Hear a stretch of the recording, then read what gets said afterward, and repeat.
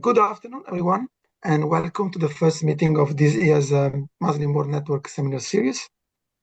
We are very happy to open this series this year with Jamie Barnes as our speaker, and we are grateful to Jamie for joining us today.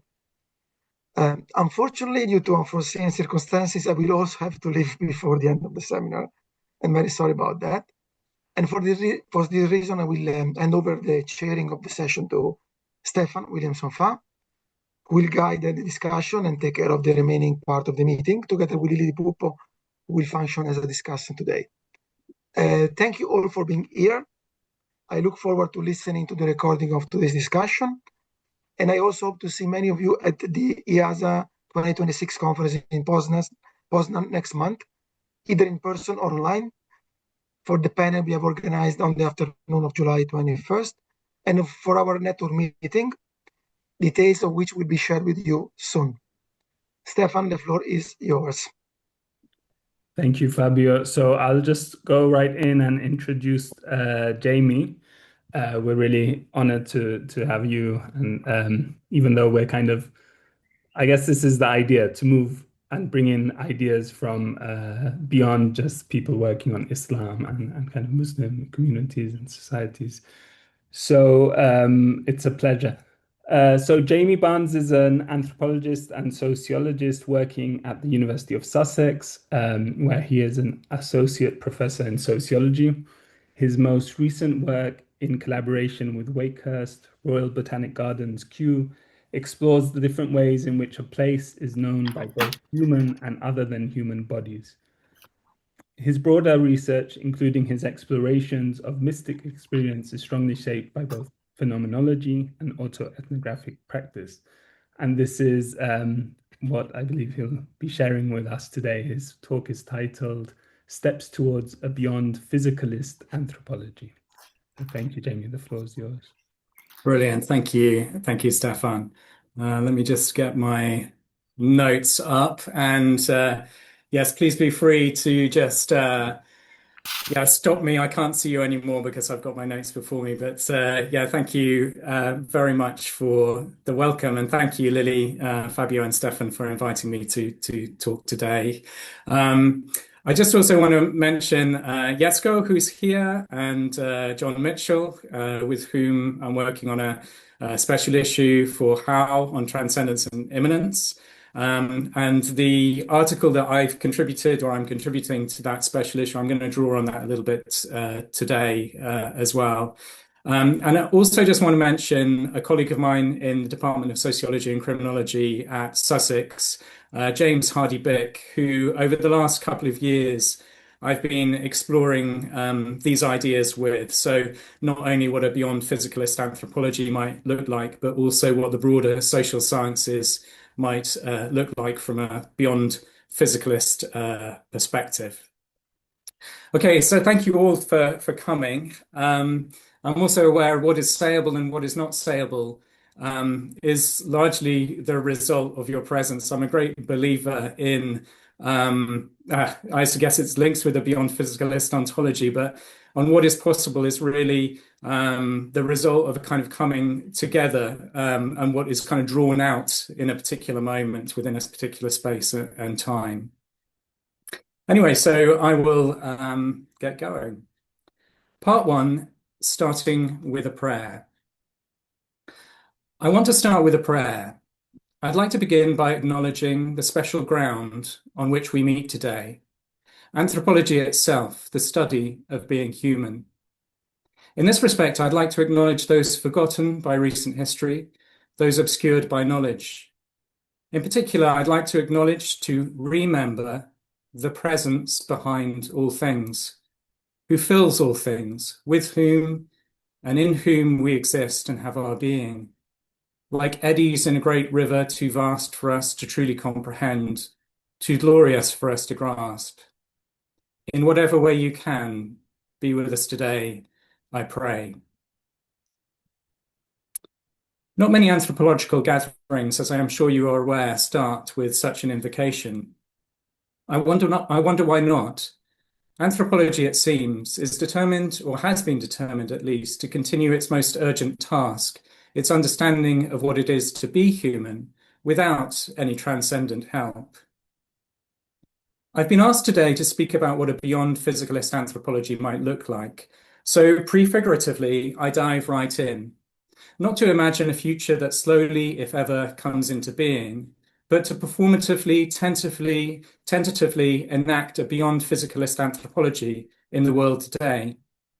My hope is that by doing beyond-physicalist anthropology in the here and now, we may see what it is, we may test its limits, we may see its strengths and its weaknesses, and what responses it garners from both those to whom it might appeal and those that would resist it. So let's start at the beginning. What then is anthropology? Anthropology, simply defined in an etymologically concise way, as I mentioned above, is a study of the human, an ology of the anthropos. This is simple, I think. And what I want to highlight here from the outset, and this is something that I think the word anthropology potentially hides, is that the anthropos appears on both sides of this equation. Anthropos is, of course, the subject of our study. It is what is being ologized, as it were. But it is also the subject doing the ologizing. And that's two words, the ologizing as opposed to theologizing. Anthropology, certainly in almost every form we know it at present, involves humans studying humans. This is what I mean when I say that anthropos is on both sides of the equation. Anthropology involves humans studying humans, and of course studying more than this, but I'm keeping it confined at present because I'm wanting to focus on what's happening on this side of the equation. Anthropology also has an interest in difference.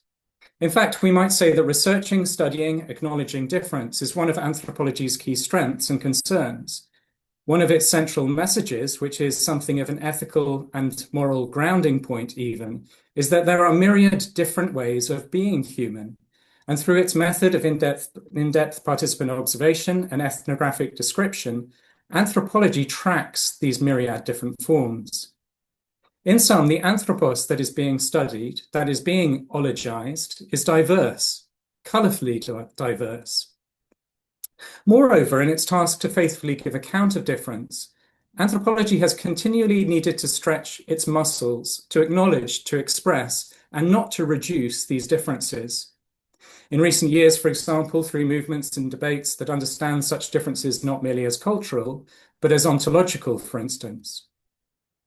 Given this focus on difference and the continual exercising of this muscle to understand and accommodate difference, one would imagine, therefore, that the world of anthropology itself, made up of all those who practice anthropology, anthropologists, shall we say, would be equally colourful and diverse. One would imagine that the anthropos or anthropy on this side of the equation, the anthropy doing the ologizing, would equally be characterized by colourful differences.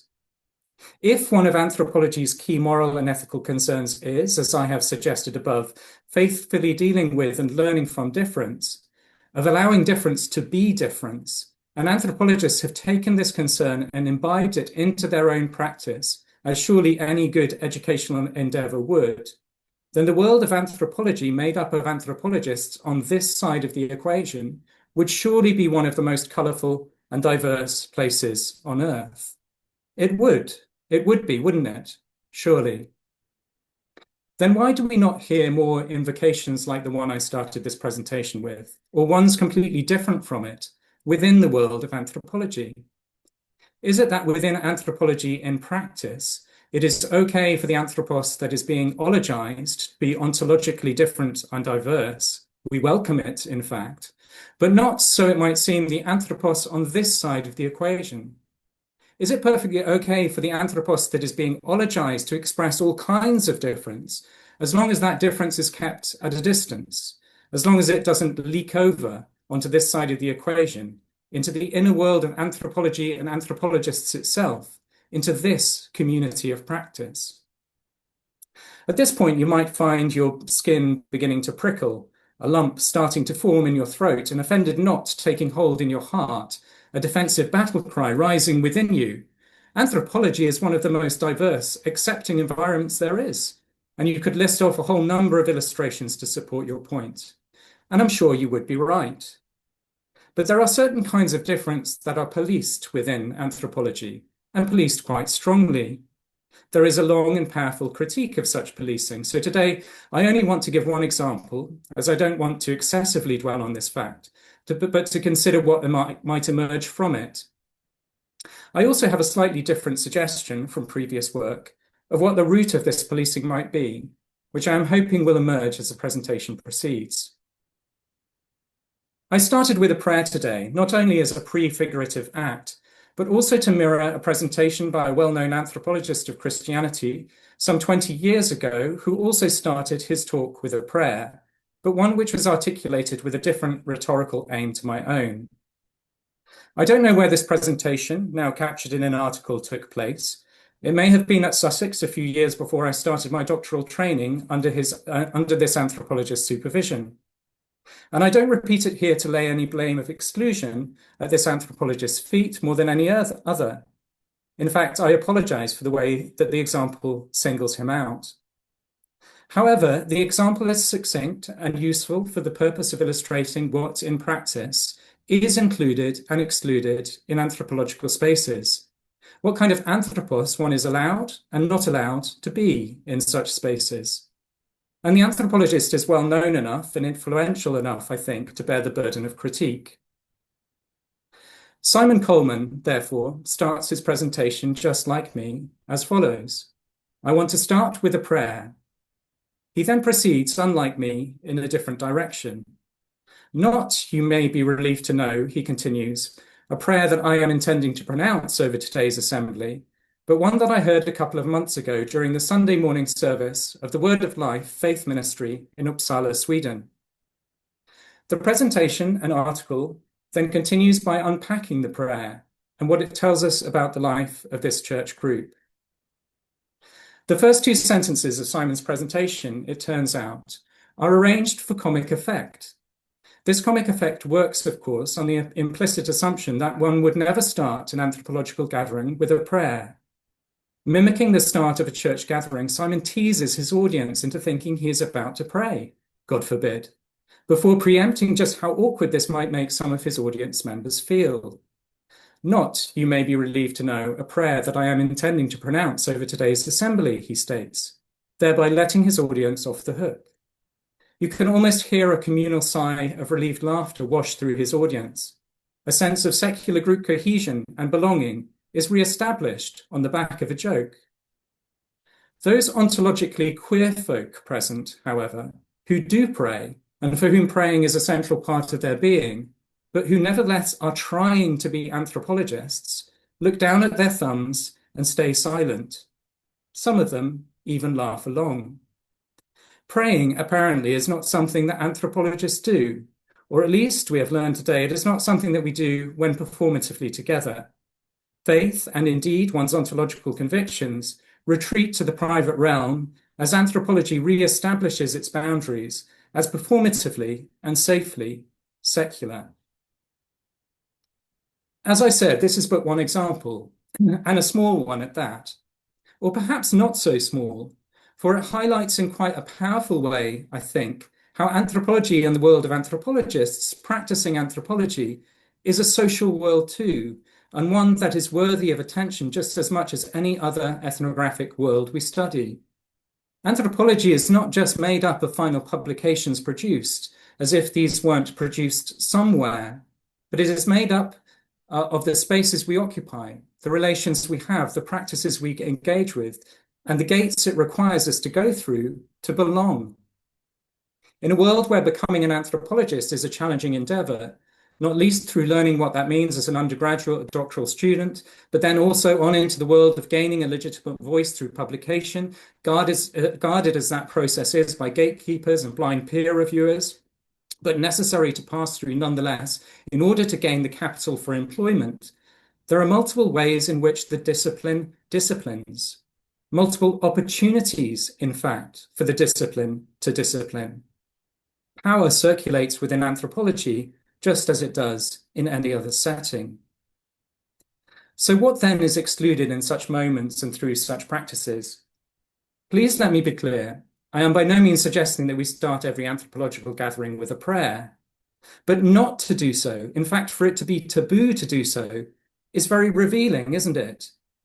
Anyone with an ethnographic sensibility would surely pick up on this straight away, wouldn't they? What does this tell us about this particular setting, this particular group of people? Why do they laugh? What are they afraid of? Why does it seem so ridiculous to them that such a gathering might start with a prayer? More than this, what does this tell us about the very particular ideas people in this group perhaps have about what it means to be human? Or if they don't hold these ideas on an individual basis, what ideas are they collectively seeming to reproduce? What ideas are circulating in this setting? What ideas of the human are people in this group in subtle and persistent ways being educated, being disciplined into? Start with a prayer, honestly. You may have noticed that the prayer with which I started this presentation is subtly but consciously modelled on the acknowledgement of country that we are so familiar with hearing when we attend gatherings hosted by colleagues in Oceania. This was a deliberate move because A, these acknowledgements are so familiar you might not think it quite so strange, i.e. I am in some ways masking my Beyond-Physicalist ontology, and B, there are certain resonances that the formula provides. The acknowledgement of country ultimately signals that we do not own this ground on which we meet, and it invites us to remember others with past and present investments. For us today, here in this meeting, what is this ground on which we meet? The acknowledgement of country signals physical ground as well as other important layers. Today, we meet in virtual space. Building on a certain metaphorical resonance, however, I would like to suggest that one aspect of this ground on which we meet today is in what we share, even in what we are considering together, namely anthropology itself, the practice of the study of being human. This is what I've been getting at by saying that the anthropos on this side of the ology, the anthropos doing the ologizing, is important. And notice also that I have introduced the word practice here too, i.e. the practice of the study of being human, which builds on the last points made, that anthropology is a social and cultural world made up of people who are practicing a way of life, just like any other ethnographic group. The gathering that Simon Coleman was presiding over 20 years ago makes clear that within that context, invisible others are not welcome. They are not to be invited in. In other words, certain others are not to be remembered. Implied here is that this ground, anthropology itself, the study of being human, is to be carried out by very particular types of humans. To put a name and history on it, we might say that they are post-Enlightenment secular humans. But I don't want to dwell on this too much, as then we move to a historical description of what these particular humans are like and how these particular humans came to be the way they are. That is important, but not really the purpose of today's talk. Not only has it been much better covered out by others elsewhere, but my own approach here is much humbler, based on a simple, single ethnographic observation of anthropologists doing what they do, which is somehow illustrative of something bigger. What I do want to highlight, however, is the unusual collective nervousness revealed in the fact that the joke probably worked. It got a laugh, we might presume. The unusual collective nervousness within this group about letting something else in, or of even acknowledging that there might be something else there to let in. This is quite strange, isn't it? Quite peculiar. Part 2, reductive physicalism and beyond-physicalism. I want to bring a second strand in here to weave into this theme that we are considering. Let me introduce this strand with a story. When I was about 10 years old, my grandpa died. He had been in a nursing home for 2 or 3 years. My sisters and I used to visit him regularly with my mum and my nana, and then he died. Shortly after he died, my mum took my sisters and me to the funeral home, I think it must have been, to go and see Grandpa's body laid out in his coffin. I was nervous. I'd never seen a dead person before, just our dog that we buried in the garden some years before. We went in, and there was the body of Grandpa, lying perfectly still, perfectly dead in the coffin. His skin was a kind of greyish colour. His face looked different. Strangely, his nose looked wider than it had done when he was alive. It was strange looking at him, with the absolute anticipation of nothing happening, no anticipation of movement of any kind. We talked among ourselves, quietly commented on how we were feeling, and we looked at Grandpa's dead body. In one sense, it was a massive anticlimax, primarily because the one person that wasn't there was Grandpa. Everything that had made Grandpa Grandpa, from his whistling as he did jobs around the house to the confusion that he often expressed in the last stage of his life, was absent. It was gone. Yes, the body of Grandpa was there, but it evoked no emotion. Grandpa, the life that we had known, the gentle, quiet presence in the background of any gathering, was gone. He wasn't there. And if he wasn't there, he must be somewhere else. Seeing Grandpa's dead body laid out in his coffin convinced me at age 10 years old that there are other parts to a human that make us into what we are as living beings. When these parts are gone, call them what you like, soul, spirit, there is something that is left, yes, but it is just a lifeless trace of the living presence that has filled it. This perspective, the intuition of a 10-year-old that his grandpa, because he is not there, must be somewhere else, is completely at odds with a reductive physicalist perspective.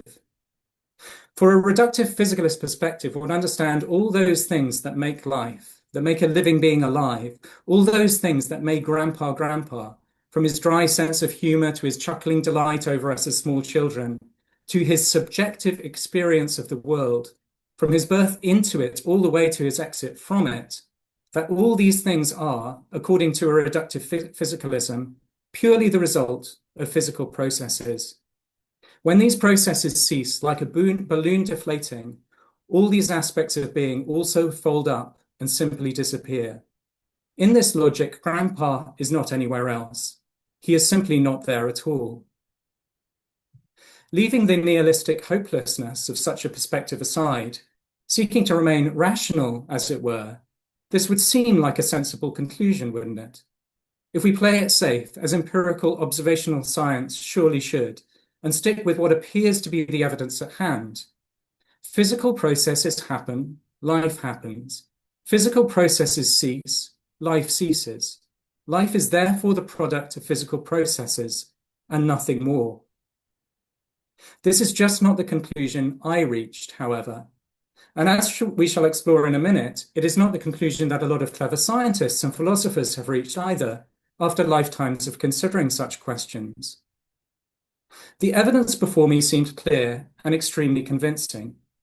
Whatever it was that had been part of Grandpa when he was alive, whatever it was that had given him life, and that had filled out the complexity of who we knew him to be, whatever that thing was, or those things were, was now gone. And Grandpa, the really important part of Grandpa, not just the physical body that lay before us, but the really important part of Grandpa that made him who he is, that was gone too, presumably with the life that had sustained it. Ian McGilchrist, whose work I'm going to draw on a lot in supporting this part of my presentation, mainly because he has done such a good job of summarizing the different issues involved, Ian McGilchrist centers the issue around these topics on how we conceive the relationship between consciousness and matter. McGilchrist defines consciousness as a knowing with, Latin con, with, plus scientia, knowledge. And consciousness is therefore, according to McGilchrist, not a thing, but a betweenness between us and the world. Consciousness, writes McGilchrist, refers very broadly to all that we might call the experiential, covering all the activities that go on for us unconsciously, preconsciously, and consciously.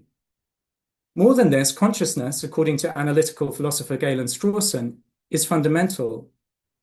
Whereas it may seem like the world around us is the fundamental fact of which we can be most certain, Strawson, along with others, for example, Schrödinger, points out that actually what we can be most certain of is not the world in itself, but our experience of it. Experience is itself, he writes, the fundamental given natural fact. It is a very old point that there is nothing more certain than the existence of experience. Just think about this for a moment. All of us in this space are currently experiencing stuff. This is what McGilchrist defines as consciousness. There is stuff you are experiencing that you are not aware of. It may be unconscious or preconscious. And there is stuff you are experiencing right at this moment of which you are consciously aware. What makes up the world that you are experiencing is open to debate. There are different theories, ideas, ontological assumptions about it, about what makes it up, about what exists, and how these existing things relate. But these are all of secondary importance. What you can be absolutely certain of, and this is Strawson's point, is that you are experiencing stuff. Experience, he argues, is the fundamental given natural fact. Given that consciousness, this realm of the experiential, undoubtedly exists, McGilchrist neatly outlines three possibilities to account for it, which he calls emission, transmission, and permission. The emission paradigm suggests that consciousness is emitted by physical processes, particularly those taking place in the brain. This position is entirely compatible with the reductive physicalist ideas outlined above. When brain function ceases, consciousness ceases. The second two options, transmission and permission, are like each other, although slightly different, and are both compatible with beyond-physicalist ideas. In sum, they both suggest that consciousness is not something which is simply generated by physical processes, but rather that consciousness precedes the physical and is subsequently shaped by physical matter. In this thinking, the body, and in particular the brain, which is McGilchrist's speciality, does not create consciousness, as in the emission paradigm, but rather is a physical organ that transmits it, or, in the third option, actively shapes and forms it. Within this paradigm, consciousness, according to Schrödinger, is fundamental. It is, in a sense, the starting place of everything else. The findings of science are compatible to different degrees with these three different options, and McGilchrist spends the next 80 pages unpacking in what ways this is so. I will not review all McGilchrist's argument here, as it is too lengthy and too well made, to be honest, to do it justice. I would rather point you towards reading chapter 25 of his book, The Matter with Things, for yourself and making up your own mind. I will quote him, however, on his own area of expertise, the brain. When it comes to the brain, he writes, the intimate relationship between brain activity and states of mind cannot in itself help distinguish between theories of emission, transmission, and permission as its basis. In other words, the same findings are equally compatible with the brain emitting consciousness, transmitting consciousness, or permitting consciousness. In other words, all three of these options are possible, given the findings and observations of empirical science. As the chapter progresses, however, there is one option that progressively fails. It falls behind the others as it gets shot through with more and more holes in terms of its explanatory power. And what is surprising is that it is the option that seems the most sensible, conservative, and safe of the three options.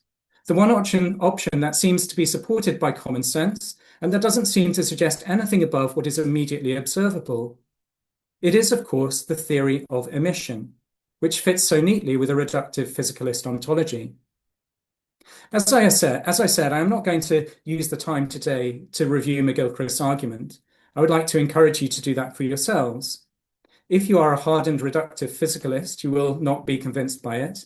If you are open to beyond-physicalist ideas, you will experience the chapter very differently.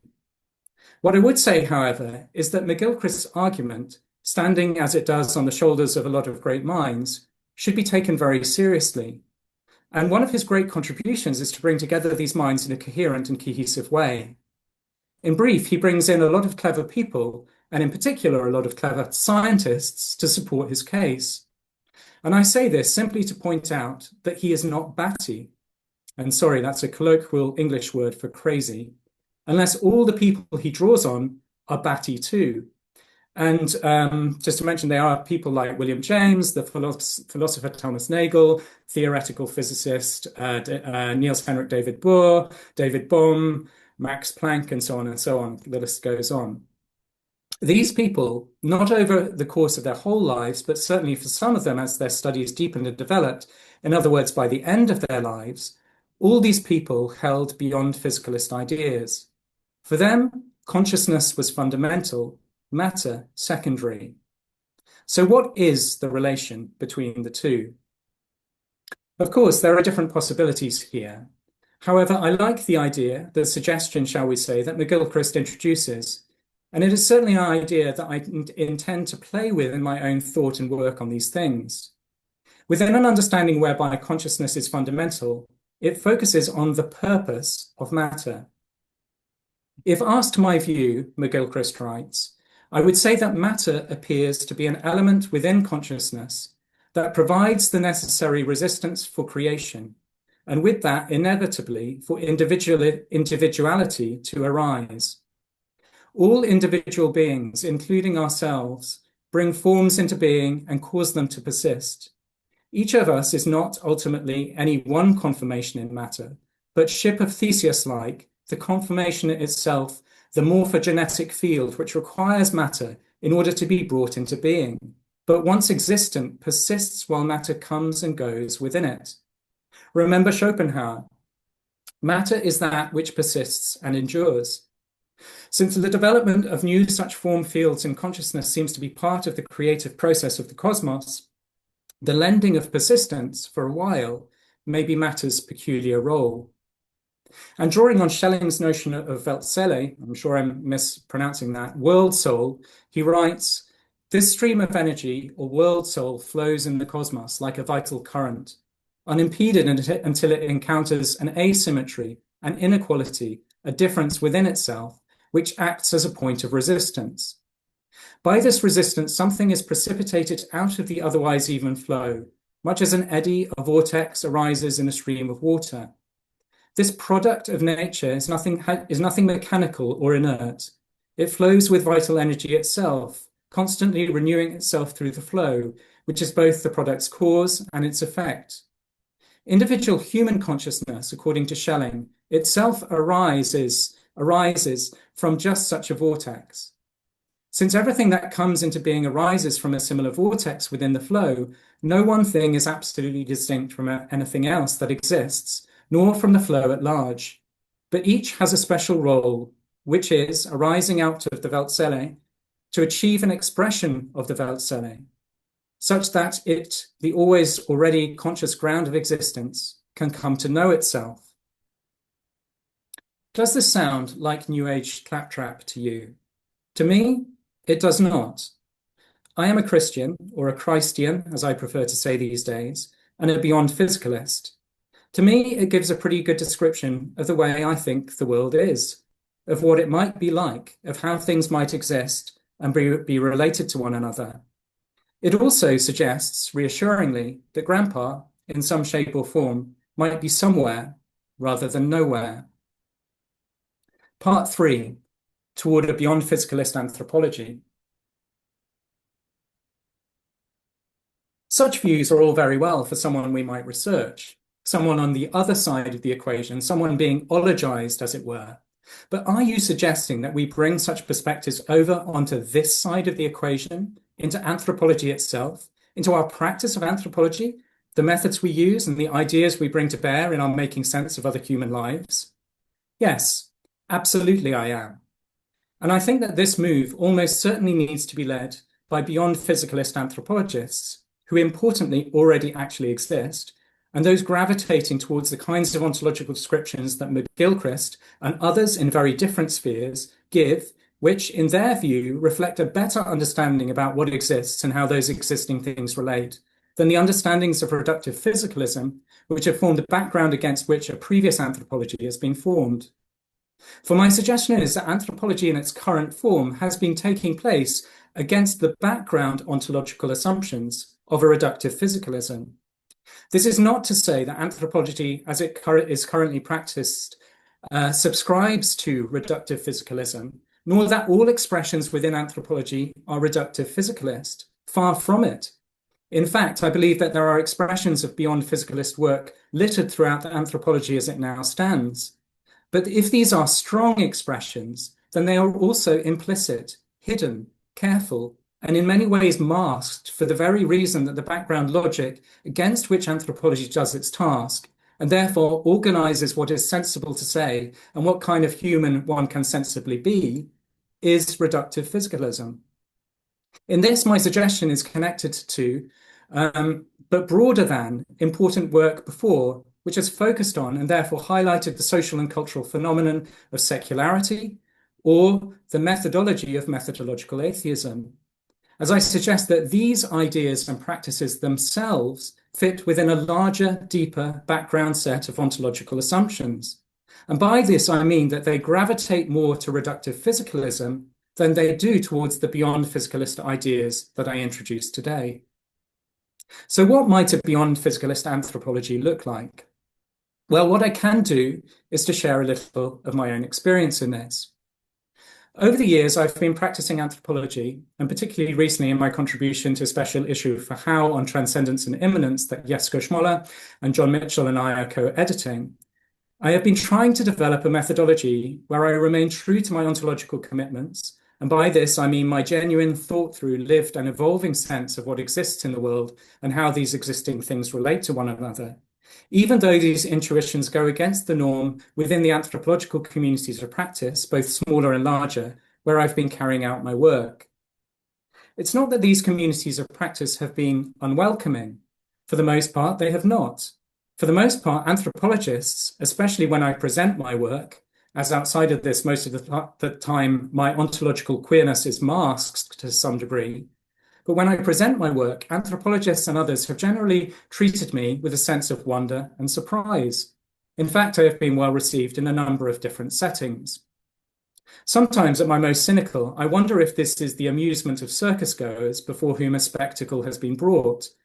But most of the time, I think it is because anthropologists are curious people and have been trained, of course, to retain a certain openness to the worlds of others, even if it is surprising that occasionally one of these others quietly slips in from the field and appears within the world of anthropology itself, on this side of the equation, as it were, where we thought we were all safe from such otherness. One key aspect of my methodology, and I think this differs from certain others working in the fields that I work, however much they may contest this, is an attempt to bring my whole being into the research process.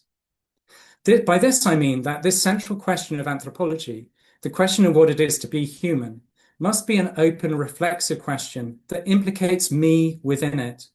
For I am a human trying to understand humans, and I am not entirely sure what kind of being I am. In other words, the question of what a human is remains an open question.